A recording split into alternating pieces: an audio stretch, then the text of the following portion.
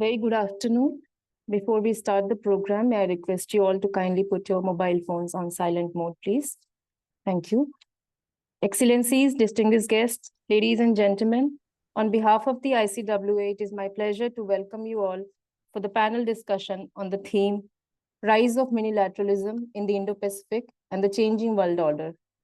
We shall begin the program with the Acting Director General and Additional Secretary, ICWA, Ms. Nutan Kapoor Mahawar, delivering her welcome remarks. The discussion will be chaired by Ambassador Dr. Mohan Kumar, Professor of Diplomatic Practice, Jindal School of International Affairs, OP Jindal Global University. Our distinguished panelists for today are Dr. Pankaj Vashisht, Associate Professor and Coordinator, ASEAN-India Center at the RIS, New Delhi. Dr. Rajeshwari Rajagopalan, Resident Senior Fellow, Australia Strategic Policy Institute, joining us online from Canberra. Professor Jagannath Panda, Head of the Stockholm Center for South Asian and Indo-Pacific Affairs, again joining us online from Stockholm. Mr. Abhijit Singh, retired naval officer and former head of the Maritime Policy Initiative Observer Research Foundation. The discussion will be followed by a brief question and answer session, which will be moderated by the chair. May I now invite Ms. Nutan Kapoor Mahawar, ADG and ICWA, to deliver her opening remarks.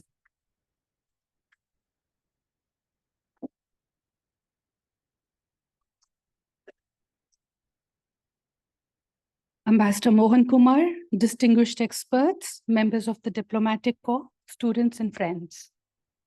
We are going to discuss today the rising trend of minilateralism, especially in the Indo-Pacific, amidst the profound geopolitical and geo-economic transformation that the world is witnessing today. Minilateralism implies targeted, agile partnerships among like-minded countries.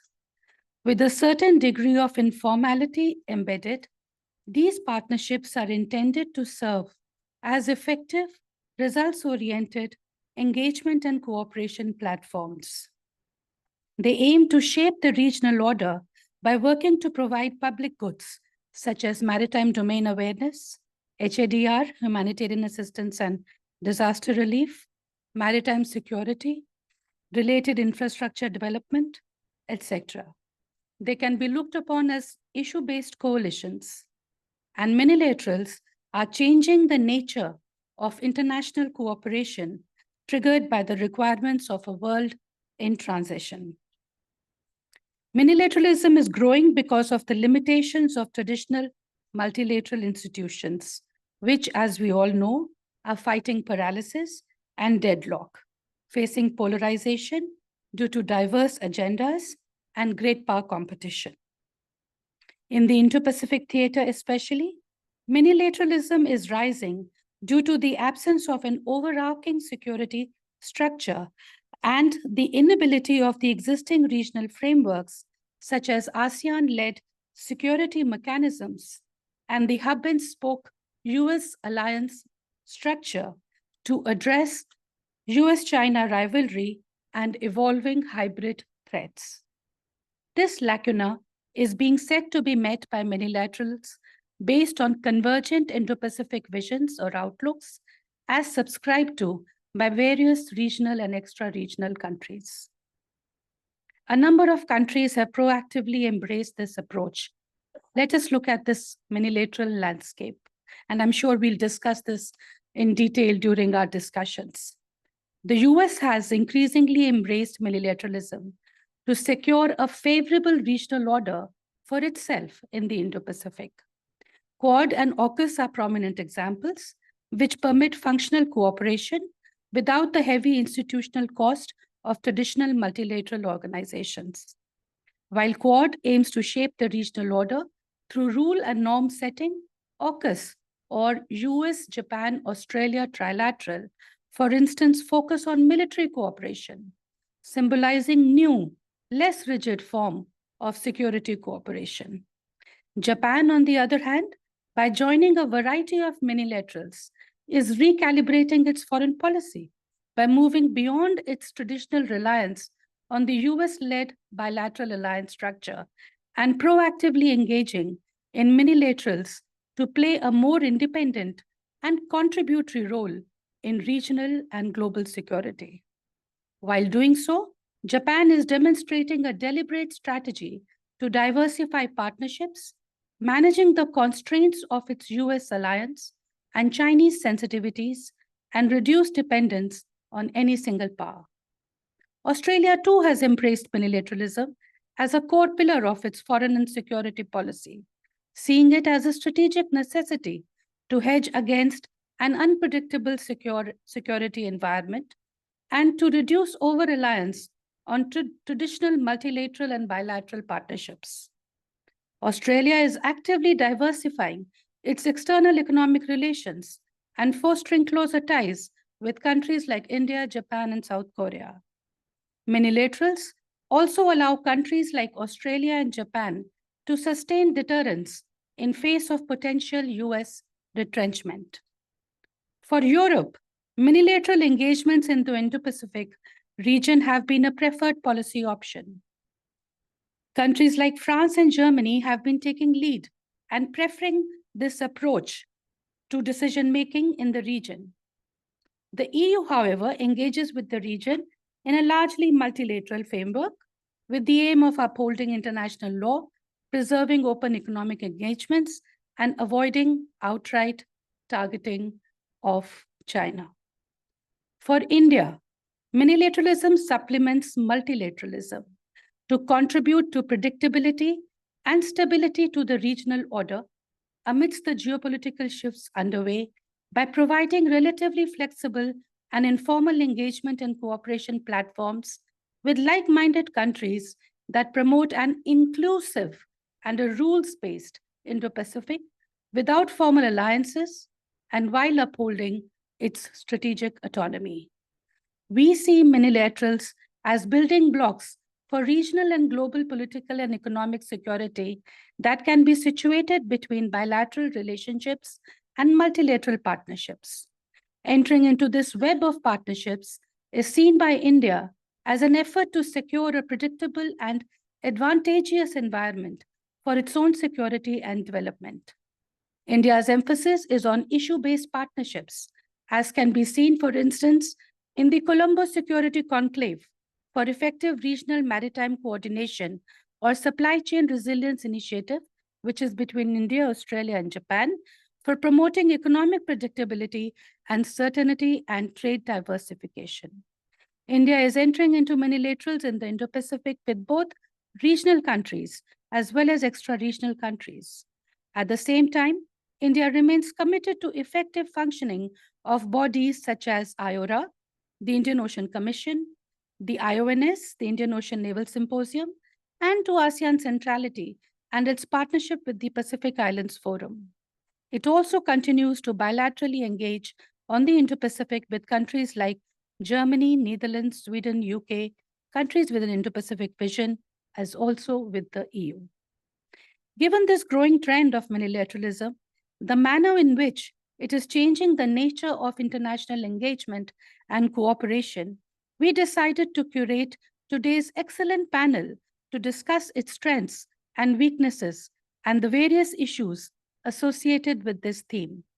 I look forward to an enriching discussion, and I wish the panelists all the best.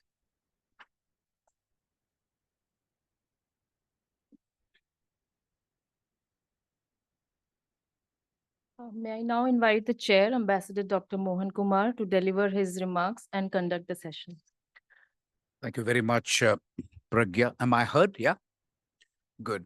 So I just want to begin by thanking Additional Secretary and Acting Director General, Ms. Nutan Kapoor Mahawar, and to thank what I believe is an excellent panel. My own opening remarks will not be more than 5 minutes, and I would request my illustrious panelists to confine themselves to 10 minutes. I see quite a bit of audience, so let's try and see if we can get some young people excited about this dry subject, and I hope it's not so dry. So I just want to make 3 broad points. One is, and actually those points were made by Additional Secretary and Acting Director General Ms. Nutan Kapoor Mahawar. I'll pick on them and try to see if I can expand them and provide a setting for the panelists. The first one is the changing world order And it is obvious to me that we've got a very messy multipolar world order, but we don't have a settled multipolar world order yet. The liberal international order, I firmly believe, is a thing of the past. So in the current context, which is a world order in flux, it's quite natural that regional institutions and multilateral institutions take time. They take time to adjust. And one of the problems that we are facing is the regional institutions and the multilateral institutions are taking too long to react and to really take into account a changing world order. So that results in a vacuum, if you like. And countries and powers, we hate vacuums, we abhor vacuums. So there is something which comes in place, and I believe the rise of minilateralism can actually be attributed to the fact that multilateral and regional institutions are working at a suboptimal level. That's the first point I'd like to make. The second point that I really want to make is that you do have a rise in minilateralism in the Indo-Pacific, and that is the discussion today. We're not talking about minilateralism everywhere in the world. The setting is really Indo-Pacific. There, I think all eyes are really on the United States and what relationship the US is going to have with China. That will impinge quite significantly on the Indo-Pacific, and Quad in particular is something that we are all following. There ought to have been a Quad summit scheduled by now in India, but we haven't heard anything so far. And that is almost, I would say, attributable to the United States and what it is going to do. A lot of us who are scholars and academics are waiting for the national security strategy and the national defense strategy of the United States to come out. It should be out in a couple of weeks. And I don't know if that will give you a sense of where US is heading in terms of Indo-Pacific. One of the theories that is taking hold, at least among intellectuals and academics, is that the US lacks bandwidth to be fully engaged in the Western Hemisphere, the European theater, the Middle East theater, and the Indo-Pacific theater. So some theaters are going to at least be met with what is known as US retrenchment, US withdrawing itself. Now, it's very clear to me that we have some indications of it in Europe, where the US is saying, please bear additional costs of protection in Europe, and you take care of it. We will, of course, provide what is known as a backstop. And I see a lot of young faces. You guys should know this expression, backstop, by the US. And what is US backstop? Is it just providing satellite intelligence? Is it just providing air power without people on the ground? Those are the things that you guys must analyze. But US will provide at best a backstop. The Middle East is undergoing its own flux, if you like. And one of the things that we have seen is that you've got a set of powers like Turkey, Qatar, and UAE.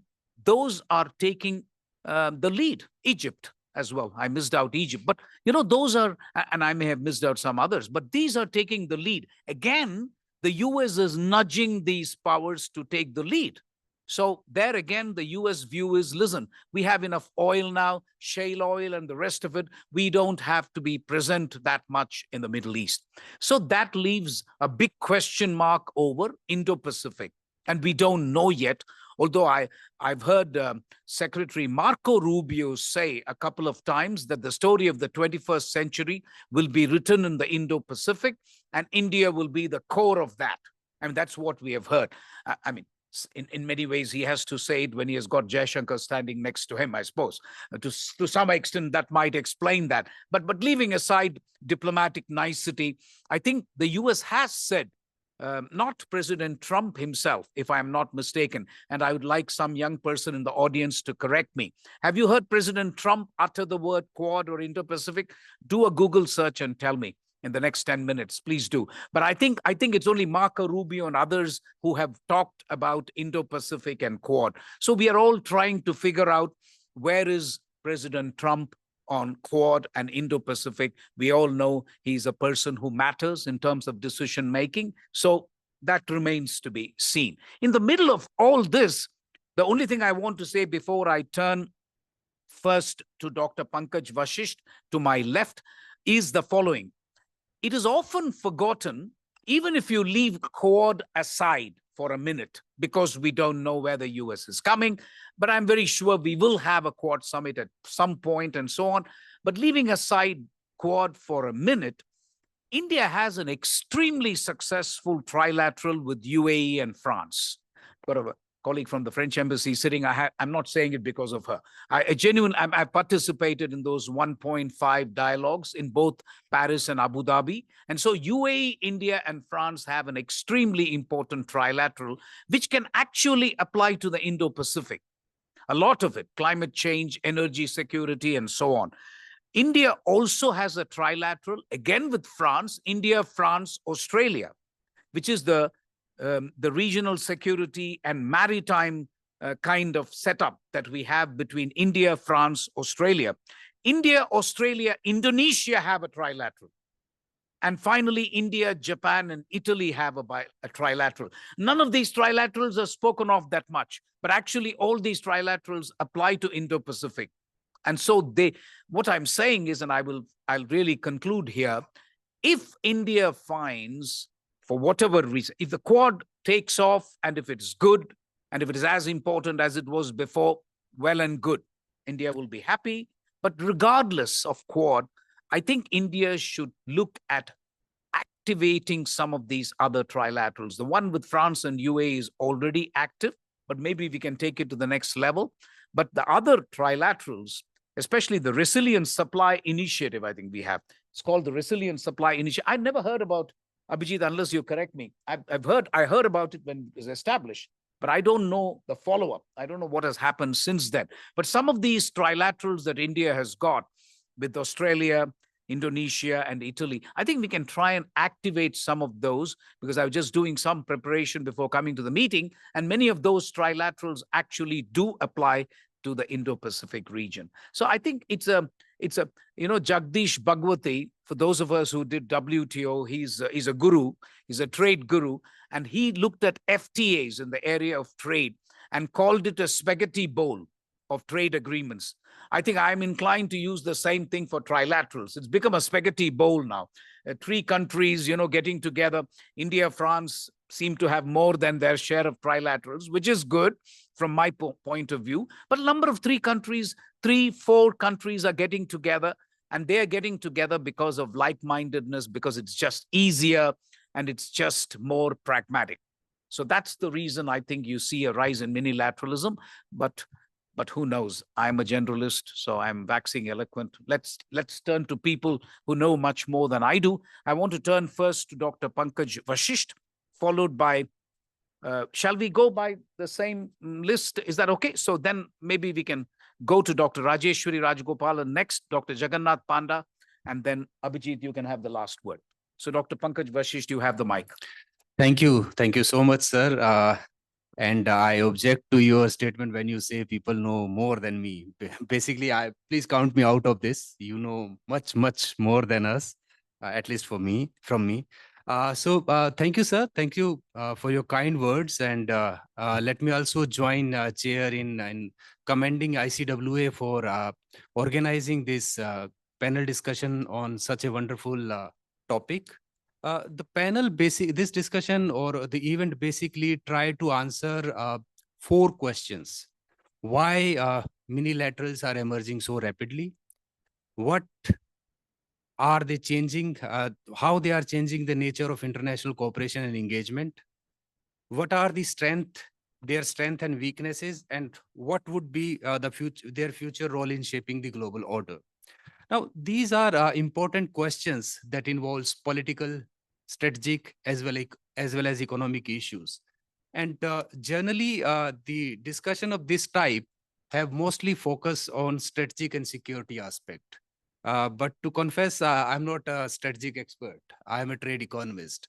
So in my discussion or my 5 or 7 minutes which I have, I would like to bring in economic perspective. We are joined by three eminent scholars. Abhijit is a renowned maritime expert, Rajeshwari and Dr. Panda. They will, I think, bring in a lot on security and strategy. My remarks are going to be mostly focused on economic aspects. Uh, and economic aspect, I believe, are often less discussed, but they are deeply significant for Indo-Pacific and Indo-Pacific minilaterals. But because if you look at all the minilaterals in Indo-Pacific, there lies a strong economic rationale, whether it is about securing supply chain, promoting innovation, strengthening digital connectivity, or financing the green transitions. So in my remarks, I would try to touch on four following aspects. The economic rationale driving the emergence of minilaterals, how they are reshaping economic cooperation, what strength and limitation they carry, and how they may evolve in years ahead. To understand why minilaterals are emerging so rapidly, it is important to look at the broader global shift that are shaping the cooperation today. We know that the global economy and global order is in flux. We are actually going through a profound transformation. The world is witnessing rising protectionism. Technological rivalries are intensifying, and there is a growing competition over resource and markets. We are witnessing reorganization of global value chains, and the line between economic and security is getting blurred day by day. At the same time, all this is happening in the context where the traditional institutions such as WTO, IMF are struggling to adapt to these new reality. Their slow pace of decision making and inability to reflect new economic power balance are limiting their effectiveness. As a result, countries are turning to minilateralisms. Uh, at the same time, middle powers such as India, Indonesia, Japan, Australia, all are seeking greater agency in global decision making. And they are forming focused issue-based coalition that can respond directly to the specific challenge, ranging from trade resilience, energy transition, digital governance, and infrastructure. And in fact, the two recent things, so this was going on for quite some time, but the global pandemic and Ukraine conflict has further reinforced this trend.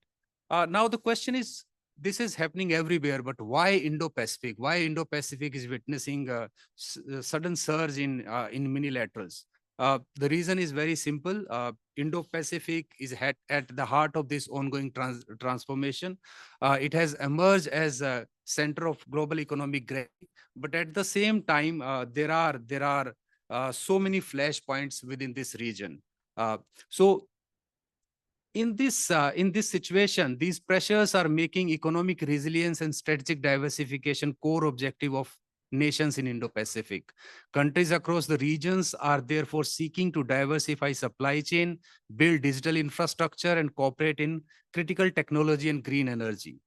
In doing so, they are turning to minilaterals platforms. This is why the Indo-Pacific is becoming a laboratory for new forms of economic cooperation. Now, the rise of multilateral Indo-Pacific, if we carefully look at all these groupings, actually very strongly reflect the economic logic behind it. First, the countries are using them to diversify and secure supply chain. We know that COVID pandemic has shown us that if you rely on one country, what kind of consequences you can have. So that's why there are certain, I think several of these minilaterals are focusing on the supply chain diversification, supply chain resilience initiative, which India has kind of started in partnership with Japan and France is one of the example. Second, minilaterals are promoting functional cooperation in specific areas of economic interest. For example, I2U2 partnership involving India, Israel, UAE, and United States is focusing on renewable energy, food corridors, and technology innovation. It is demonstrating how practical sectoral cooperation can produce quick and visible results. And third, they are allowing middle power to shape the evolving rule of global economic governance through framework like Quad, IPF, I2U2. Countries such as India and Japan are helping define norms on trade, technology, data, and sustainability. In a sense, minilaterals are emerging not just as an instrument of strategic alignment, but as a mechanism of economic adjustment to a complex and competitive world economy. As far as strength of minilateralism is concerned, I think Nutan ma'am and Kumar sir has already mentioned it. They provide a flexible framework. They are efficient because the number of participating countries is less. They provide more innovative approach to address the current challenges, and it kind of lead the path in trust building. But despite this, if I look at from purely economic point of view, there are certain limitations. First and foremost is the risk of fragmentation. Too many overlapping grouping without coordination can lead to duplication and conflicting standards. And from purely economic point of view, this is not a good scenario, which should be avoided. Then this issue of exclusion, we know that these groupings have 2, 3, 4 countries. So other countries are excluded, which comes, and this comes with its own challenges. Another thing is the lack of institutional depth. Most of the multilaterals in Indo-Pacific are informal, depends upon the political will of their member, which makes their sustainability uncertain. Chair has already mentioned about Quad. So it's basically when you lack a deep institutional setup, so there is a risk with the decline in political will. We never know where these minilaterals will go. Finally, we know that all these minilaterals are kind of a group of like-minded countries. So when economic cooperation becomes too closely linked to strategic competition, development and inclusive objective may be overshadowed. So this is something which we have to keep in mind. Recognizing and addressing these weaknesses, therefore, is essential for minilaterals to contribute significantly to long-term regional stability and prosperity. As far as India's approach is concerned, India's approach actually offers important insight into how minilateralism can combine economic pragmatism with strategic autonomy. India is viewing Indo-Pacific not only as a strategic arena, but also an economic and development space. Its vision of security and growth for all, Sagar, reflects its inclusive outlook through initiatives such as Quad, IPEF, Supply Chain Resilience Initiative. India is working with partners to promote open, transparent, and sustainable development. These initiatives are also aligning with India's domestic development goal, which basically focus on making India, expanding digital public infrastructure, and accelerating green transition. Going forward, I believe the success of minilateralism will depend upon how well it connects resilience with inclusiveness. In order to remain effective, these platforms need to keep development at the center, ensuring that cooperation generates jobs, build capacity, and support digital and green transition across the region. They also need to remain open and complementary, working in alignment with ASEAN, BIMSTEC, and other regional frameworks to avoid duplication. And last but not the least, they should focus on outcome rather than declaration. Producing tangible benefit such as infrastructure improvement, investment, technology partnership, and strengthening regional integration is going to be the key in years to come. Specifically, some of these minilaterals have been there for quite some time, but we really don't know much whether it has led to some tangible outcome or not. So thank you. So thank you very much, Dr. Pankaj Vashisht. I think for me, the two important, a lot of relevant points were made by him. But I think the fact that he thinks the Indo-Pacific could be a laboratory where a lot of new ideas are being thought about, that's interesting. That's an interesting and a graphic description of the situation. Secondly, from an economic perspective and a trade perspective, I think he is right. The risk of fragmentation is high. If you have too many minilaterals, which are concentrating exclusively on trade, investment, intellectual property rights, and supply chains, then the risk of fragmentation remains. I now turn to Dr. Rajeshwari Rajagopalan, who I believe has migrated to Australia. I'm pulling your leg. I was hoping to see you in Delhi, but now I find that you're in Canberra. So greetings to you from Canberra. And madam, please, you have the mic. Thank you. Good evening, everyone. And thanks, Ambassador Kumar. And my thanks also to ICWF for the invitation to share some thoughts on this important theme. And it's not often discussed. So somehow the theme of minilateralism has not become part of the regular conference topics in a sense. So I'm glad that ICW has picked up on this. And as for the way I look at minilateralism, I place India's embrace of minilateralism in the context of its China policy. And China policy itself, India's China policy itself has been undergoing important shifts in recent years.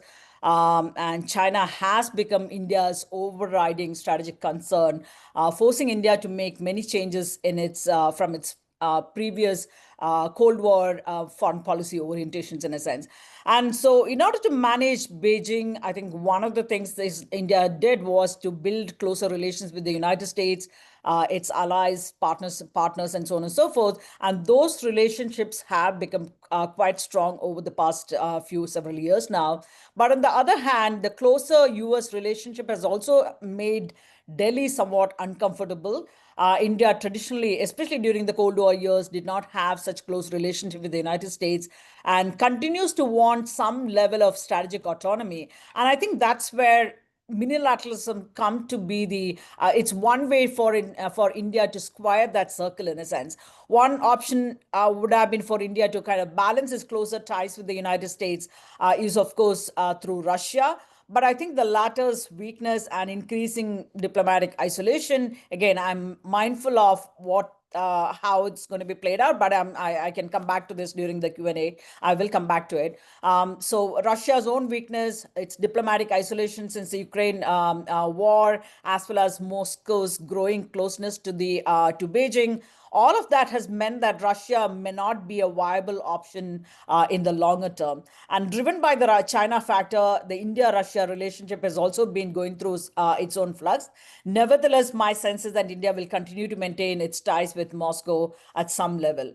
So minilaterals have found favor among vast Indian political elites and a number of other in the strategic community, with a number of India's new security partners in the Indo-Pacific and beyond, because they supplement Delhi's bilateral ties with Washington. So the short point for me is that China has become the most significant national security threat for India, and India has articulated again this time and again, and it wants to ensure an Asia that is not hegemonic. And of course, this is the reference is to China. Both Prime Minister Modi as well as External Affairs Minister Dr. Jaishankar have made these points multiple times, even while not naming China in a sense. So this means that India will have to build and nurture new partnerships, relationship with like-minded partners who share similar threat perceptions and have a common interest in ensuring that vision of no hegemonic Asia and a stable and secure Indo-Pacific strategic order. But this is not going to come easy. India is having to make some very difficult and tricky choices in a sense. Its new security partners, whether it is the United States, Japan, Australia, France is an old partner, Europe, Vietnam. We have had good relations with all of these countries, but there is a sense of new urgency, a new sense of purpose that is driving the relationship now. And I say it is not easy because India is having to manage its old relationship with countries like Russia and its new security partners. But at some level, China has made it easy for India over the past decade or so to pick a side and forge ahead. Again, mindful of the temporary disruptions that we see in some of our closer partnership, particularly with Washington. But again, those I want to take it up during the Q&A, but I don't want to get into that. So we are going through some temporary flux in some of those partnerships, but I think the need to stay the course with these partnerships, despite the disruptions, is also quite evident to me. Because if your longer term national security threat and challenge, as has been said at the highest level over the years, then your choices are also kind of somewhat clear and somewhat limited. So despite the temporary disruptions, my sense is, and I would continue to argue this, that Russia and China cannot be your feasible alternatives.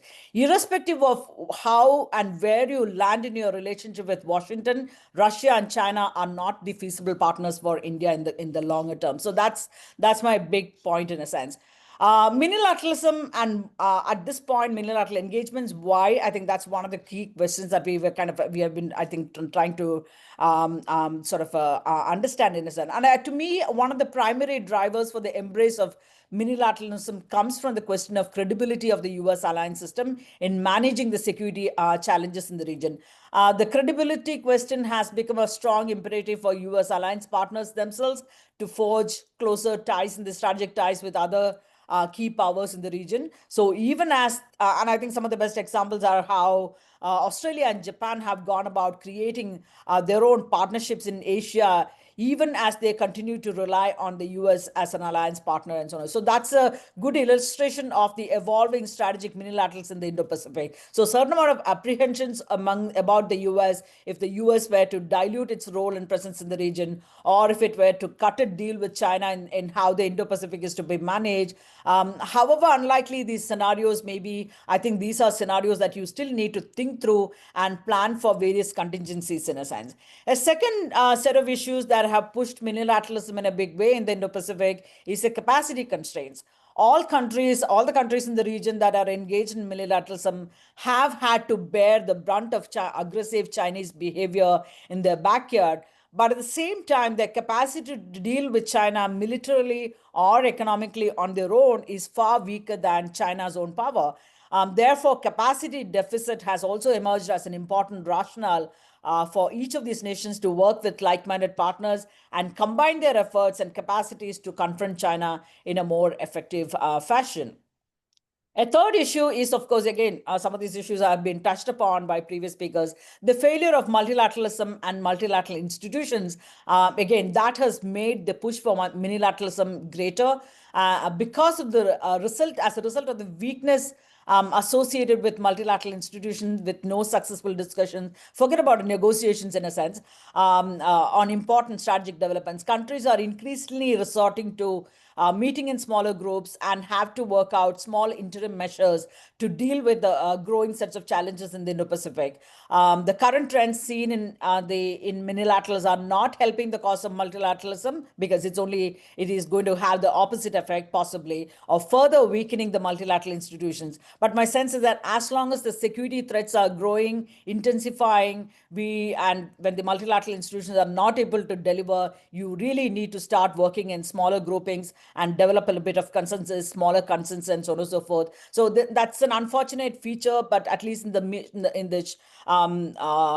immediate to medium term, I would see minilateralism as a more prominent way of dealing with addressing threats and challenges in a sense. Again, looking at India's approach to minilateralism, it is not new to minilateralism. A decade ago, in fact, India endorsed and became part of one of the first trilateral security arrangements with the US and Japan. In October 2015, the Malabar naval exercise, which was initially a series of bilateral naval exercises between the US and India, did see the participation of Japan. And since then, they have also become a more involved partner, a permanent partner in a sense, of the Malabar exercise, thus making it a US-India-Japan trilateral naval exercise. The strategic imperative driving this trilateral partnership. Just a minute.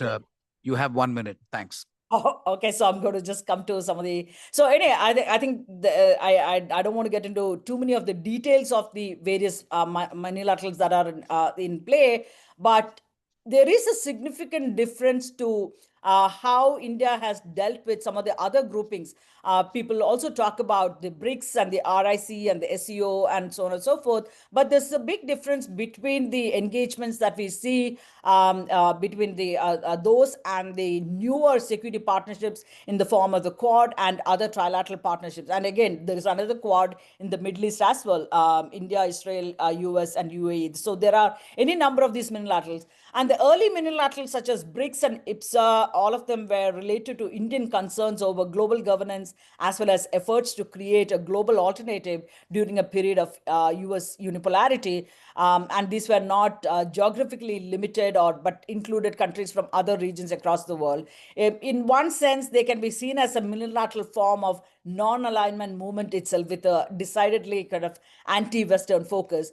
The only exception possibly was the SCO in a sense. But India's new minilaterals are much more focused, with a central theme of balancing China. And many of these also overlap with other minilaterals that's propping up each other up. And as a consequence, I would believe that they go on to strengthen each of these minilaterals. So while the most important and prominent ones are, of course, the Quad and the AUKUS and so on and so forth, India's other minilaterals also help strengthen the Quad. And so that's the way I look at it. And in fact, some of the comments from the earlier previous speaker, I have slight disagreement with that, because my sense is that a web of partnerships is better than waiting for an overarching security or strategic regional architecture, because you're not going to get there in any time in the near future. So I would see the utility of having a web of partnerships that is always going to be much better than having no overarching regional security architecture. Let me stop here, and I'll be happy to take on some questions and comments later. Thank you. So thank you. So thank you for providing that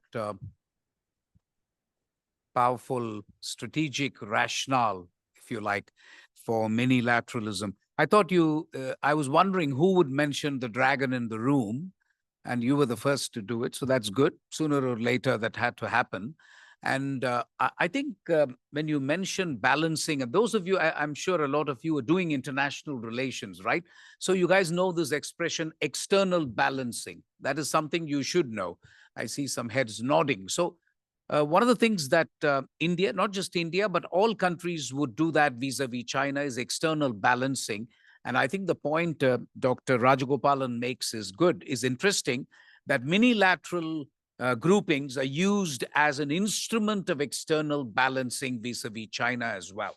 And that's a reality, whether it is Quad or other things. As for the last, that's an interesting argument, and we will come back to it as to whether we wait for something like an RCEP or a CPTPP, or you allow 2 or 3 countries to kind of, get together and form an economic grouping. I'm only talking economic, because in politics, it's very obvious. In military and political terms, I completely agree with Dr. Rajagopalan. You shouldn't wait for an overarching thing, because an ASEAN defense or ADMM has not worked that much. So you have no alternative. But I think in economy and trade, you could make a case, but that's a debate we can have later. Dr. Jagannath Panda, with a sincere request, if you can confine yourself to 10 minutes. Thank you very much, and it's good to see you. Over to you. Thank you, Chair. Great pleasure to meet you online, and thank you very much for ICWA, and also happy to meet fellow panelists and all the distinguished members in the audience. Greetings from Stockholm, and I think already a lot has been discussed about minilateralism, and some of the points are well taken from the earlier previous speakers. Let me start by making that point that Ambassador Kumar actually at the outset made, that actually what has actually given the rise or the prominence of minilateralism to continue to exist in Indo-Pacific. I think one point that has been well taken is that probably there has been a global gridlock in multilateralism, which has in a way promoted minilateralism. And multilateralism gridlock, primarily when we are hinting at UN, WTO, COP processes. So these processes has been slow. There has been ineffective processes, ineffective participation. As a result, what we have seen, countries and nation states, they have tried to combine with each other with a flexible approach. So that actually leads my main point in Indo-Pacific at this moment is that if we talk about minilateralism in Indo-Pacific at this moment, there is a range of formulations is coexisting. One is that some of these minilateral groupings in Indo-Pacific today are functional, and they follow a very flexible cooperative approach. And these cooperative approaches are based on a range of issues. for example, on security matters, technological matters, climate-related issues, and also covering the supply chain networks. The other issues that is actually binding the minilateralism in Indo-Pacific is that the strategic convergence. Of course, there is a notional aspect of democratic versus authoritarian setup, but again, the minilateralism in Indo-Pacific are primarily spirited by democratic networks, even though that's not really a strong network. One could question by saying whether United States, being a democratic country, is really committed to the Indo-Pacific under President Trump. And I would go with the president, with the esteemed chair, that we have to wait and see. But democracy is definitely one key medium that is actually promoting minilateralism in Indo-Pacific. The third issue, which is actually bringing minilateralism to the core in Indo-Pacific, is technological and economic fragmentation. And I think this is where countries are finding each other's support base and cooperative networks to their advantage. So therefore, what we are seeing that both with the United States and without the United States, there are minilateralisms and networks, credible networks are existing in Indo-Pacific. That brings me to the next point, which we have not discussed here today, is that, there is, of course, one big point need to be discussed: how committed is the United States of America today under Trump 2.0 towards minilateralism or towards Indo-Pacific. But again, I think one factor we are overlooking is that if Indo-Pacific has actually been capitalized and been taken to the next level, that is also partly because of the credible role and credible diplomatic backing from Japan, which is a critical alliance partner of the United States of America. And therefore, it is a critical moment for Japanese foreign policy, as well as for the new Prime Minister who has just taken power, Prime Minister Sanae Takaichi. If we talk about the Japanese foreign policy approach towards Indo-Pacific, it has always been, partly been US-backed approaches they have followed, and partly they have followed the insecurity they face from China in the regions, and also partly they have followed, tying up with the Indian Ocean region countries, trying to take advantage of the networks.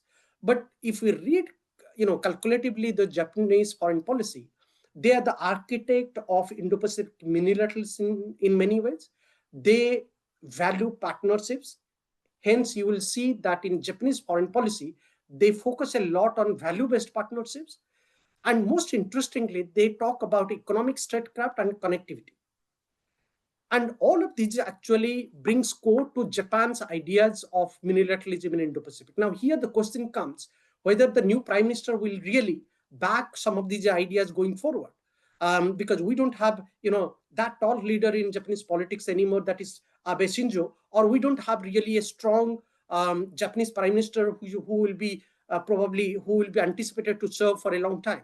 So the question is whether the new Prime Minister can really focus on the existing minilateral processes and take the Indo-Pacific narratives forward. I think here I would make 2-3 points specifically that I think with the new Prime Minister coming, Japan will continue the same legacy of the foreign policy trends that it has followed over the years. So therefore, we'll see that there is a continuity with innovations coming up from Japanese side, particularly on issues like on digital infrastructure, AI governance, and green transitions.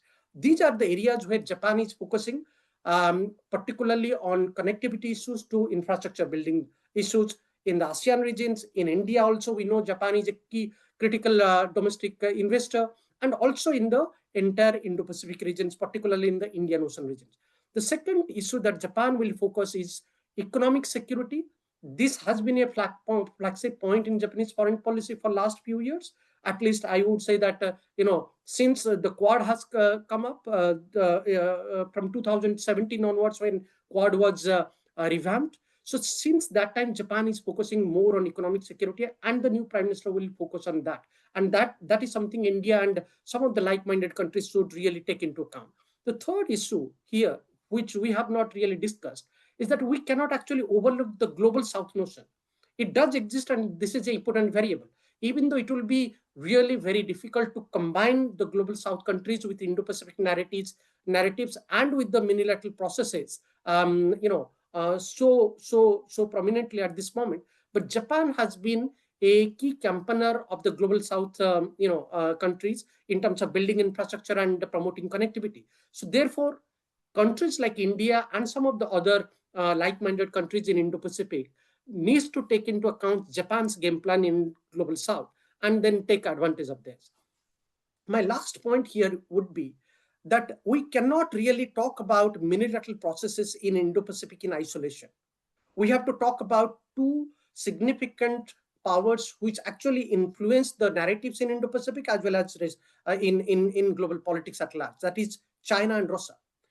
If we talk about China, I think one of the critical points which is emerging from China's approach towards what they call the Asia-Pacific region is that they would continue to pursue selective yet controlled oriented engagement. And that would, to some extent, pose a challenge to minilateral processes in Indo-Pacific. That should be taken into account. Second, I think the Chinese foreign policy would also make a point to follow a process of instrument of regional hierarchy where they could dictate the terms. And that should also, a point should be taken care by all the minilateral powers that are planning to establish closer cooperations.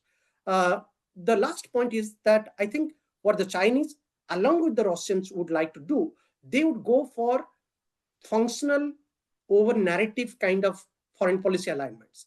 And I think that is critical for them because they don't really believe in normative oriented foreign policy. They would rather focus on more on functional oriented foreign policy.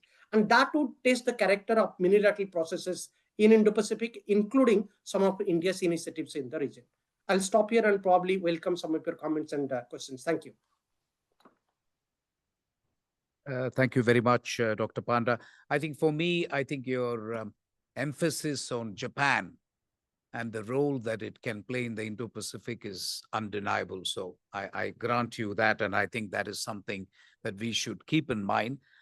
In fact, Japan has indicated both informally and formally to India that its commitment to Quad remains intact. So that is something that India can take some comfort from. I now have the great pleasure of handing it over to my friend, Abhijit Singh. Abhijit, many of you will know, is easily by far the best maritime scholar we have in Delhi. And it'll be interesting to hear from him what he thinks. I mean, what I want to really do, Abhijit, if you can, and I could have told you this earlier, but I'm maybe putting you on the mat a little bit. One thing is to talk about the continental aspect of Indo-Pacific that has been discussed. But if you can focus on the maritime theater in Indo-Pacific, that would be very, very interesting. Also, how far are we still linked in terms of Pacific and Indian Ocean? Absolutely. Or increasingly, do you believe that the US is shooting off on its own and will focus so much on the Western Hemisphere and the Pacific that the Indian Ocean will either receive stepmotherly treatment? I'm provoking you, but that is something that you will address. Over to you, Abhijit. I would love to be provoked, sir, but thank you so much for the opportunity to ICWA for inviting me. They say the trouble with being the last speaker is that all that needed to be said has already been said, and you can only be a philosopher and reflect on what your learned colleagues have said. I'm going to try to do that. But let me, first of all, agree with a lot of what has been said. It is true that the conversation worldwide has shifted from multilateralism to minilateralism. And it is these small, interest-aligned, focused groups that really seem to be the flavor of the season, because clearly, if you look at the number of minilaterals that we now have today, there is the Quad that, of course, generates a lot of enthusiasm, but and now also some skepticism. But other than the Quad, there's the Squad on the Pacific side. There is I2U2, there is BIMSTEC, the Colombo Security Forum, and so many others. Now, in a purely maritime sense, I think we have benefited quite clearly from call it maritime minilateralism, small groups of countries sending in their warships, sending in their coast guards and doing exercises with them. And I would say that in 2 or 3 ways, we are in a much better place in the sense that our interoperability today between the navies and the coast guards is much better. We are sharing information much better. The maritime domain awareness has increased substantially. Communication protocols have improved. And most importantly, as I always point out, that it's important in maritime security to develop the habits of cooperation.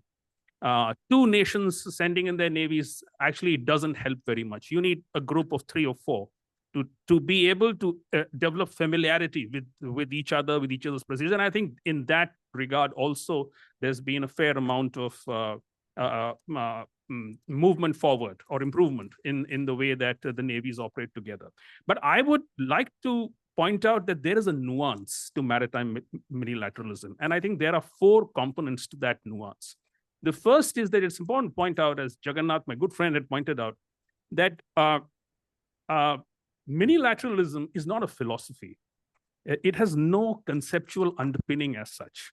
It is essentially a response to call it the infirmities, failures of multilateralism.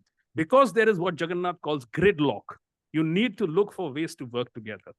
But the problem is that it is contingent on there being absolute alignment of interests and of perspectives. You have to agree on what needs to be done and in what way it has to be done. If that alignment shifts a little bit, things don't work as well as envisaged.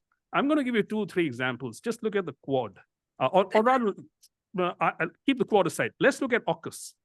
And the fact that Australia is nowhere near, there seems to be no decision as yet on whether the Australians will actually end up getting those nuclear submarines because or nuclear powered submarines, because there is the US, in the US, despite the fact that President Trump only recently said that we will be delivering these submarines, there is some debate in the US establishment over whether there is the capacity building, the capacity in the US to be able to deliver those submarines. So I would say that now that a G2 has been announced with China, there is the sense that the Trump administration might try to accommodate the political interests of China and go slow on AUKUS. But that's again speculation. The point is, it's been 4 years and these prevarications have continued. But I would also point to, for example, something like the Indonesia, Australia maritime trilateral. There has been a lot of enthusiasm over that trilateral. Since 2023, we've done no maritime exercises. And there's a reason for that. And the reason is that the Indonesians are no longer so forward-leaning on the kind of maritime security cooperation that we wanted. Their problems in the northern Natuna Seas with China seem to have been sorted out, so they have sort of pulled back. And this is what I was saying, that when the alignment shifts even a wee bit, things don't work as intended. And so that's one of the problems. The second issue the second component to the point that I was making is that all maritime multilaterals are different. AUKUS, for example, is not about maritime security in the Indo-Pacific. It's about technology cooperation. It's about giving Australia those nuclear submarines that it's intended at deterrence. There are others that are intended at law enforcement. But I would say that the minilaterals that are most effective are the ones that are focused on non-traditional security cooperation and on capacity building. And take the example of MALSINDO or the Malacca Strait Patrols. That is something that has worked for a long period of time. The anti-piracy in the Gulf of Aden, which is certainly not a minilateral, but also, but considering that it was a kind of a multilateral that worked very well, was because it was focused on non-traditional security exercises. Our Dosti series that we do with Sri Lanka and with Maldives has done quite well. But the fact is that look at the Colombo Security Forum. The fact is that we actually, other than India and Sri Lanka, there's very little appetite to do the kind of hard security exercises that we would like to do, because at least some of these countries, certainly Bangladesh, but also Maldives, Seychelles, Mauritius, are not very keen to in any way antagonize China. And so therefore, as I said, the alignment shifts, things don't work as well as envisage. My third point would be that the fact is that when nations work together in strategic groupings, you're not just required to sync your procedures and protocols. The fact is that you've got to actually begin to work in a way in which there is command integration. You integrate yourself in the entire operational environment in a way that you become one unit. That is not acceptable to a number of countries. And so the appetite to do close maritime cooperation is fairly limited. I want to give you the example of IPMDA, Indo-Pacific Maritime Domain Awareness, which is really the most publicized initiative by Quad. And there what's happened is that on paper, we've done a lot. There are fusion centers, there are liaison officers, etc. But the reality is that IPMDA works very well in the Pacific, and addressing your point, so it doesn't work very well in the Indian Ocean. Again, the reason why it doesn't work very well in the Indian Ocean is because a lot of IPMD is about accepting the technology that the US is offering. The Sea Vision platform. There is the Hawkeye 360, which is an RF platform that they want us to use. India has accepted it. Sri Lanka has accepted it, but a lot of other countries don't accept it because one, it's a commercial proposition that's not acceptable to many countries. Second, what happens is that this technology is privately developed. You don't know this critical data in what foreign hands you're placing this critical data on. The bureaucracy is not very comfortable because data access arrangements are very opaque. And so therefore, Indian Ocean countries have just been a bit wary.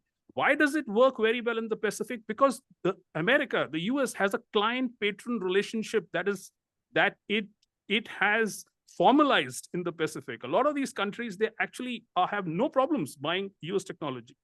So again, as I say, if you go into the nitty-gritty of what is happening, there are problems. The US, to again address your point, sir, does not treat the Indian Ocean as Pacific as one. There is a bargain that is embedded in Quad, which is that for India to need US presence in the Indian Ocean, India will have to be active in the Pacific. And again, that's not acceptable to India. But in the end, I will say that this is not to express any skepticism about the idea of multilateralism, because tactically, there is a lot to gain from it. Strategically, maybe not, but tactically, it definitely does contribute a lot to maritime security. I would say that the way forward as far as maritime security cooperation is concerned is a horses for courses approach. You need to do anti-piracy, you need to do anti-trafficking, etc. Go to minilaterals. But you want to do deterrence. You want to do you want to do information sharing, deep information sharing. For that, you need the bigger platforms, and which is why the CMF, which is the US-led combined maritime forces, is such a force to reckon with, because it does both tactically and strategically. These countries have built trust in which they share information and they are willing to work with each other for prolonged durations of time. And I would say that's the way forward. Thank you. Thank you, Abhijit. Thank you. I thought that was brilliant. I have a question for you, if I may. Do you think we will have a situation in the Indian Ocean where at least parts of the Indian Ocean, China can practice anti-access area denial to the... Does that make sense? No, yeah, and thank you, sir, for asking that question. I would say that we've got to understand the Chinese strategy. The Chinese are very sophisticated players.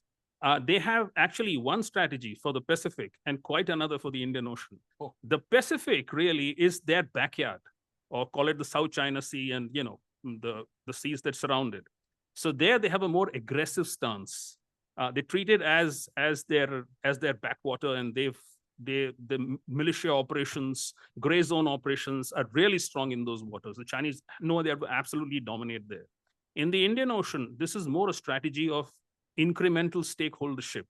They want to be partners of the regional countries here. So they are coming up with proposals like the Belt and Road Initiative. They'll come and build your ports.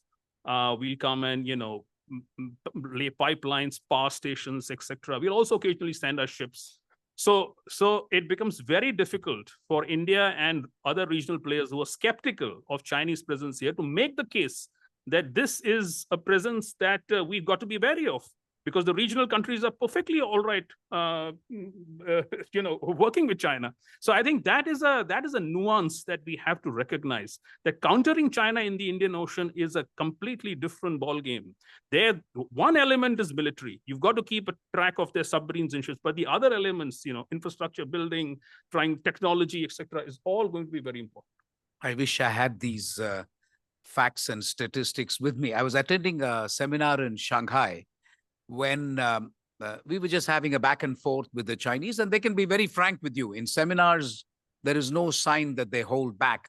So they were telling me that, please remember, it is Indian Ocean, not India's ocean. You know what I'm saying?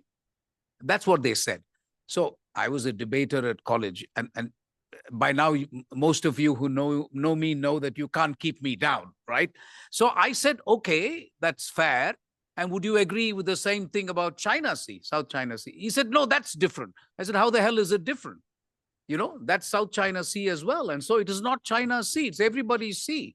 If you think of Indian Ocean as not India's ocean, everybody's ocean, same logic should apply. But Abhijit, thank you so much, because that I've been wanting to ask you this question actually, because to me, it seems from 2008, it is generally believed that the Chinese have a semi-permanent presence in the Indian Ocean. But your distinction that they look at South China Sea separately and the Indian Ocean separately but that's what I think India is trying to do in terms of, again, France is a resident actor in the Indian Ocean. They've got Reunion, they've got people stationed there. So we have a great relationship in the Indian Ocean, cooperating with France as well. So I should have told you this maybe 5 minutes ago to our young audience, that you should keep your questions ready. But I'm sure somebody has got some question ready. So if we can get going, please put your hand up, and then you can ask the question either to everybody or to just one specific panelist. Yes, please introduce yourself, your name, but maybe have a mic, because otherwise those online may not be able to hear you. Thank you. Thank you so much for such an enriching session. Myself, Aditi Shukla. I am here on behalf of TIES. And my question is, TIES. My question is, most Indo-Pacific minilaterals like the Quad or IPEF focus on maritime security, supply chains, or strategic balancing. But how are these frameworks being translated into real benefits for coastal communities and the blue economy sector that are actually on the front lines of the Indo-Pacific? Thank you so much. It's an open question. Yeah. Okay. So I'll have a bash at it, but I'll take a stab at it. But I think I'm sure others are more qualified. I would say 2-3 things that you will notice in most minilaterals, and they have to do with climate change. The fight against climate change is an important aspect for many minilaterals. There is a feeling that there is plastic pollution in the sea, and that there is adaptation issues that countries face, not mitigation. Because mitigation, that's what is sexy and everybody talks about it all the time. But if you ask somebody in the coastal areas, their immediate problem is the kind of places they live in, and are these assets safe in the case of rising sea levels and so on. So I think the fight against climate change is one thing. The second issue, which, as you say, people-centric is what you're asking, is energy security. Many of these minilaterals are about energy security, solar power, for example. Even the Quad does that. So quite a few of these minilaterals are doing that. Quad actually wandered off into even vaccines. I just pulled back now, because now the latest Quad foreign ministers meeting in Washington, I think, which happened just a day or two after Trump 2.0 was inaugurated, they have established 4 issues, if I remember. And they used to do vaccines. You remember cancer moonshot when Biden was on his way out and all that. But now they have established a ports framework, for example, a Quad ports framework, or a connectivity framework. So I would say the third thing is connectivity. So fight against climate change, which I think will benefit the people, energy security, which will benefit the people, and of course, connectivity, which will mean for the economic betterment of areas which are not connected. But let me perhaps go to Dr. Rajagopalan and and our good friend from Stockholm. Do you have any additional points to make? Yes, of course, and I'll come back to No, I think Dr. you Rajagopalan. pretty Yeah. much. Yeah, thank you. No, I think that's a great question, and I think you pretty much covered the important two or three important aspects of the multilateral engagements. For all of these groupings, I think increasingly there's a contributing or doing the contributing to the public good. Regional public good has become the mantra, so to say. So I think even though there's a lot of strategic imperative for these groupings to come together, that is what it is kind of brought them together in the initial place. But after that, since then, they have actually gone on to do a lot of other things: climate, economy, clean energy transition. All of these have become core aspects of it. And sometimes I actually criticize sometimes we are losing the core focus and going a lot into the contributing to the regional public good. It's absolutely necessary, but at the same time, we need at least some of the groupings to stay focused on the security and strategic aspects. And again, I see a lot of skepticism about Quad or other minilaterals. Again, my point is that, again, this I'm slightly digressing and making a bigger point. We are a bunch of democracies here we are talking about, and there are going to be lots of different pulls and pressures that will come to affect our approach, our kind of positioning on a number of different things. And the fact that we do and we don't agree on everything and every single time, I don't see it as a problem. But the fact that we have possibly become a lot more mature to listen to each other, to understand each other's perspective, is far more important to me than to say that we are on the same page, we agree on everything every single time. And therefore, even small minor deviations, that is not to be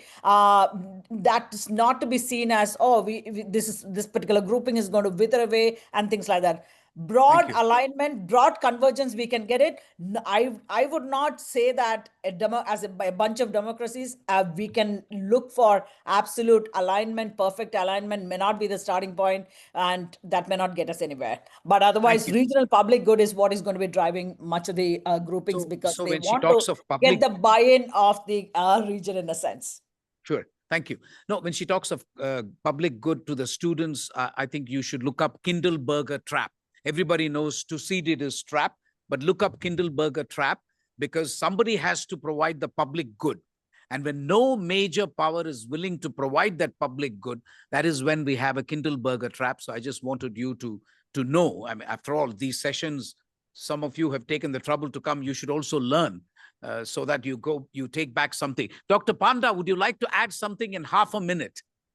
I don't have much to add, just a couple of sentences. One is that I think if you see most of the minilateral initiatives that Japan and Australia take part in it, they do emphasize a lot on coastal developmental plans. So that is a point to be noted.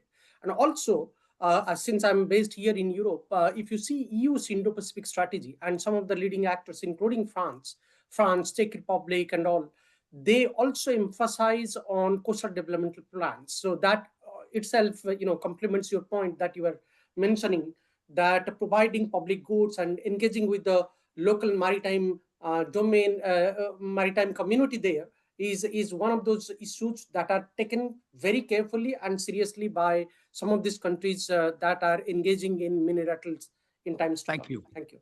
Thank you. Abhijit, half a minute, and Dr. Pankaj Vashisht, if you have half a minute. Yeah. No, I'm only going to point out that public good is at the base of a lot of the conversations these days. Look at the fact that in the maritime domain, there's this whole concept of holistic maritime security, in which blue economy comes up. And the reason why blue economy comes up is because people don't want the seas to be an arena of contestation, just two of nations or three nations fighting with each other. They want the seas to be used for the benefit of mankind and generate jobs, opportunities, etc. That's how blue economy is such a big thing. And whatever you might say, India talks about tourism, but for some other countries, it's just conservation of their of the ecosystem. But I like to point out that the important thing again there is, and this is what points to the limits of multilateralism, is that blue economy, in the way you do marine spatial planning, etc., requires funding. And small groups of countries, they can have all the discussions in the world. At the end of the day, you need hard resources to be able to do what needs to be done. And there, I think multilateralism has an inherent benefit. Therefore, I would say that a lot of the discussions that happen in the Pacific, even IORA for that matter, are much more focused because a lot of countries do have a view on what we should do together, and there is some amount of funding that comes into blue economy projects. Thanks. Thank you. So before I ask Dr. Pankaj Vashisht to kind of say whatever he wants to say, I want to manage my time. We have a hard stop at 5 o'clock, if that is okay. How many more people want to have questions? Raise your hands. Good. So we will bunch questions. Okay. You sure? Okay. Okay. So can we take 2-3 questions? Yeah, we'll start with the lady. And then you. And then you. Yes. Greetings to the panel. This is Apurva Roy on behalf of TIES. My question is to Dr. Rajagopalan and Mr. Singh. China has been known to utilize what we call strategic ambiguity in its benefit since long time now. To what extent can emerging minilaterals, especially in South Asia and in the Pacific, can operationalize the same strategic ambiguity as a tool for deterrence against China's assertiveness? Strategic ambiguity is what you said? Yes. Thank you. There's another lady here. So let's stick with 3 ladies. One of my senior colleagues is here as well. But hey, you grabbed the mic. You're supposed to be hers. No, I'm kidding. I'm kidding. Go ahead. Quickly. Yeah, a very good evening. So my name is Smiti and I'm also from TIES like Aditi and Apurva. So my question is, considering the climate change being one of the core agendas of the minilaterals in the Indo-Pacific, so what can we expect from the participation of these minilateral organizations in the upcoming COP30 summit? In the upcoming COP30? COP30, yes. It's a good question, actually. Madam, grab the mic. Grab the mic. Don't wait. Thank you for the session. I'm Ira from TIES as well. You guys have taken over the whole place. Go ahead. Yeah, my question is an open question. I just want to know that how can India maintain its strategic autonomy despite being a part of many minilaterals with which do have conflicting interests? Good point. Okay, madam, and then we stop with let's take these questions. Sir, very good afternoon. Good to hear from you after a long time. As usual, a lot of wit and humor. Sir, I mean, great discussions about this minilateralism and the strategic security cooperation, which is a necessity. But going forward and picking up from Mr. Pankaj's, version about the limitations we have, how this multilateralism is going to impact the already existing multilateral order? I mean, there is no philosophy, there is no concept. It is a coalition of opportunity. Okay. If you put it. So international legal order, I mean, as a student of international law, I have my own apprehension whether these voluntary commitments, non-legal binding arrangements and agreements will lead to or add to any jurisprudence or impacting the existing multilateral legal order. Okay. If anybody can reflect on that. Okay. Thank you. Thank you. Thank you. Dr. Rajagopalan, something was addressed specifically to you. Do you remember? Do you want me to recall it? I think it was the question strategic ambiguity, strategic autonomy, and then of course limitations of the minilateralism, because I'm putting words in our mouth, but they undermine the multilateral order, and I'm not sure it works out to everybody's good. I don't know if you asked about strategic ambiguity, strategic autonomy, but there was somebody else in between. What did you ask? Sorry.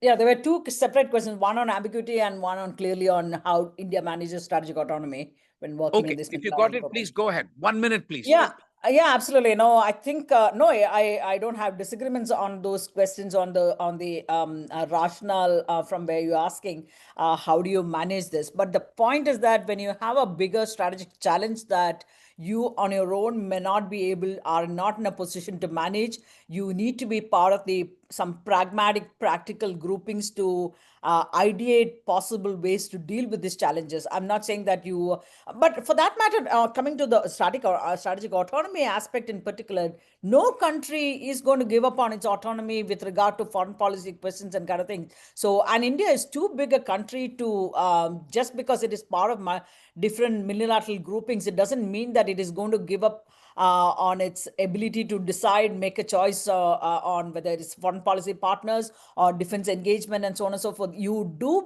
work with increasing number of different kind of players depending on your interests. And in fact, there are, in addition to the strategically strategically oriented minilateral groupings, there are the supply chain resilience initiative. There are tech-related groupings that are coming about, which are becoming more and more prominent. The supply chain resilience initiative, among which involving India, Australia, and Japan is a prominent example. Again, we haven't seen much that has come out of it. But again, this is one thing that is picking up momentum once again because of the... So you do work with each of these groupings depending on your interest, depending on how you are able to further your national interest through that grouping. It's not that you are going to be losing out on your core interest, on your national interest, and so on and so forth. Limitations of minilateralism and the what happens to multilateral institutions. Again, the point is multilateral institutions and multilateral processes have not delivered anything at this moment for the last several years now. And that is going to be the one. It is driven by the major power rivalry, the US-China competition and rivalry. All of this have impeded the decision-making process. Forget about decision. We are not even negotiating. We are not even discussing, having effective discussions. At the same time, given the intensification of security threats and challenges, you need platforms to debate on these issues. And therefore, and I agree, and I made this point even in my remarks to say that minilateralism means that you are effectively sort of diluting the importance of multilateral institutions. And that's a sad, unfortunate feature of the current times, but that is the way it is going to be at least for the time being. We are not going to be able to, we need to address our current immediate national security related threats, and those are going to be done through minilateralism, and that can't be done through multilateral institutions at this moment.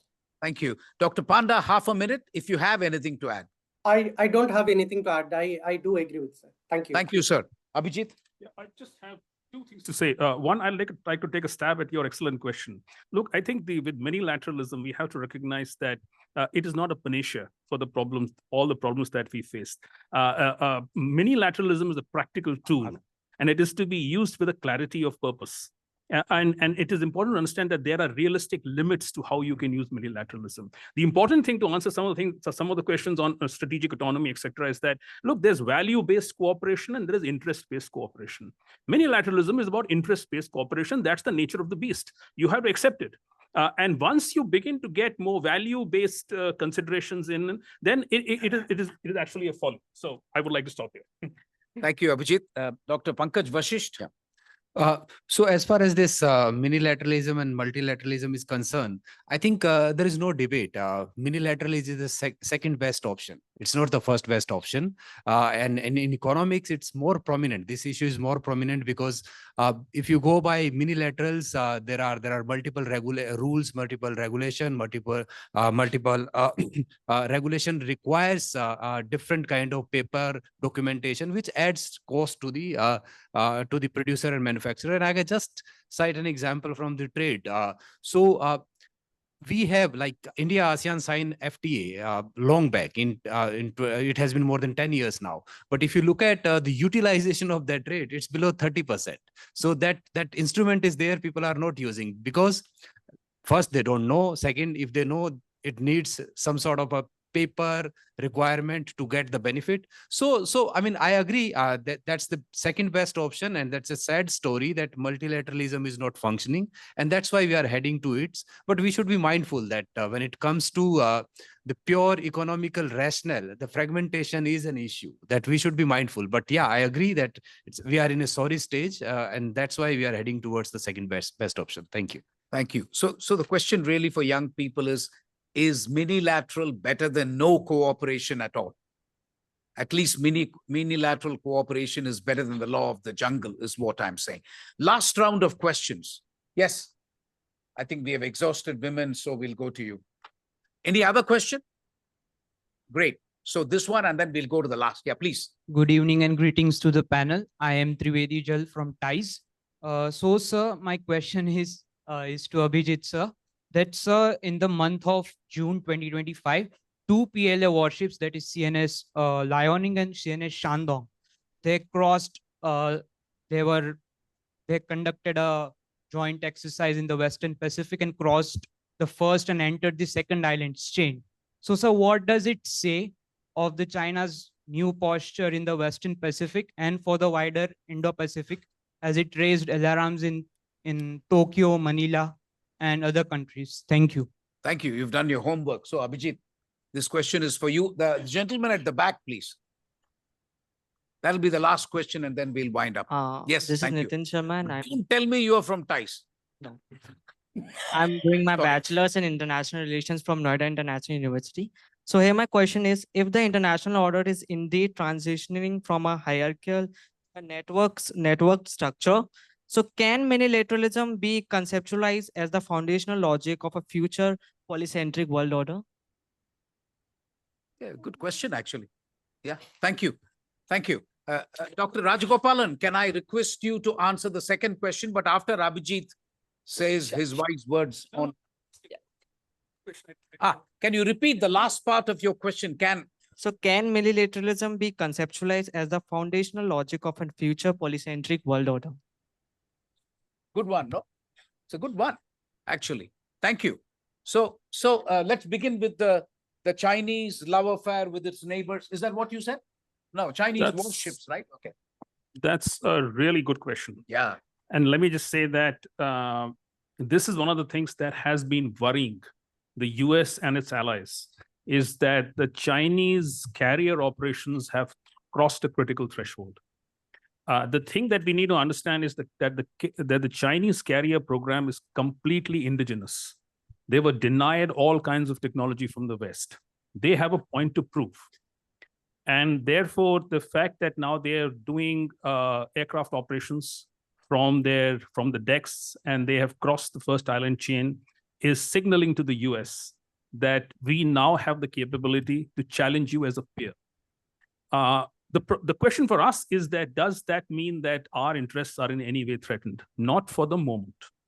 Because as I mentioned, the Chinese have an extremely aggressive, they call it full spectrum dominance strategy in the Pacific. They're not content simply being in the South China Sea. They want to tell the US and its allies that we are going to be trouble for you in the entire stretch of the Pacific. In the Indian Ocean, still their carriers have not made an appearance. If they do at some point, then we will have to think about it. But let me just say the Indian Navy might still have a conservative approach unless we are challenged in the Bay of Bengal or in the waters that are close to our mainland. That's what I'm going to say. So on the last question, and I thought that was an excellent question and a difficult question, I'm going to request Dr. Rajagopalan to address that. Speaking for myself, I think I'll break it down into political, military, and economic. In terms of, if you look at the BRICS, it started off being, I wouldn't say minilateral, but yeah, close to a minilateral, 5 countries. And then it's become BRICS plus now. And there is now a bunch of countries which actually want to join the BRICS. So in a political scheme of things, I think it's entirely possible to argue that minilateral could be the stepping stone of a future order, which is more wide-ranging or more broad. But in terms of economics and military, it'll be much more difficult.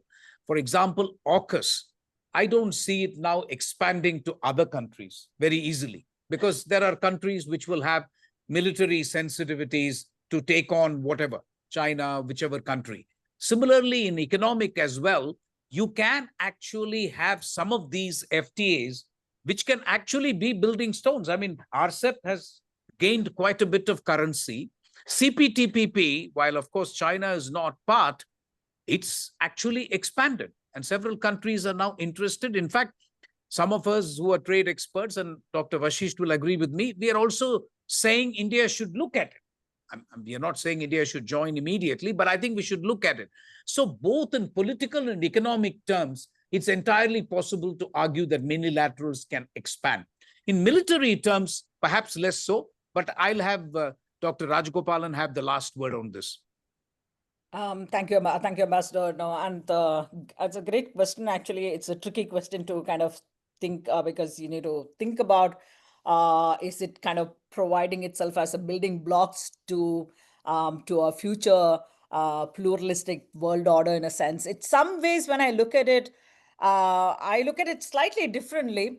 I look at the China's efforts in the economic domain to be slightly more fruitful, slightly more with the kind of BRICS Development Bank, the National Development Bank that they put together in place. I think they have had limited success in a sense, but they have their experiment on the security side of things or the political side of things have not been as convincing, even despite the fact that you have Trump-driven fluctuations, the tariffs, and whole range of things that have come up, and that has actually created so much of geopolitical flux.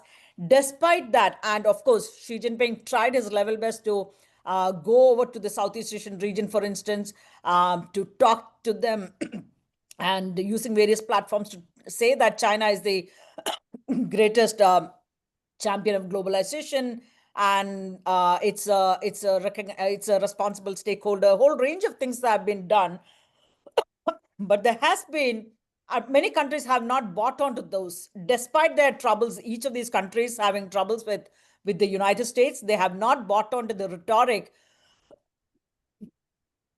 My apologies. From China, precisely because there's a yawning gap between what China says and what China does, and therefore their success, their efforts in the purely in the security or political domain have had very limited very limited success. I can't say success at all. So I have had serious limitations, I would say. But on the question of BRICS and such other organizations, BRICS, maybe in the initial stage, I thought it was slightly more powerful. The minute you go, as such, BRICS does not, I believe, have a very coherent agenda that is driving today. And the more members you bring in and an enlarged group it becomes, the coherence within the group is even is diluted further. So I'm not entirely sure those can be the I still look at we can't if I could predict with absolute certainty, I would not be sitting here in a think tank. I would be somewhere in a different position at this point of time. So I can't say with any certainty, but I think at least some of these powers do have this potential to become part of a multipolar world order. That's what we are beginning to see, because it's essentially a lot of the middle powers who are coming together in a minilateral form, in these minilateral formats in a sense. So they do have the potential, but how quickly that will pan out, it remains to be seen in a sense. Thank you. Thank you very much. I'm going to conclude not by giving you any gyan, because I think you've had enough from everybody. I'll say just one last thing, and it is the practical aspect of negotiating a minilateral. You know, I can only talk about the Indian Ministry of External Affairs. We have capacity constraints. We are not such a huge diplomatic service, not yet. We are recruiting 55 people, and I'm delighted that in due course India will have big numbers. But with small numbers, it's very difficult to negotiate many minilaterals. That also puts pressure on the Indian Ministry of External Affairs, as it is putting pressure on the Indian Ministry of Commerce as we embark on FTAs. The Commerce Minister has gone seamlessly from Washington to Brussels, and now he's in New Zealand. All of it is negotiating FTA. So this is not easy for a bureaucracy, for the Ministry of External Affairs, and we have divisions which actually deal with subjects. So if you have 2-3 countries belonging to different divisions, just coordinating a minilateral will become a difficult proposition. But that is the practical aspect that I would want you to think. Once again, thank you so much, Ms. Nutan Mahawar. She never fails to disappoint. You always come up with interesting questions for us to discuss. Very happy to be here. And I want to thank my absolutely wonderful panelists. Thank you. Thank you. Thank you. Thank you, sir. On behalf of the ICWA, I take this opportunity to thank our distinguished chair and esteemed panelists. We have benefited immensely from their views. My special thanks to the audience for their valuable participation.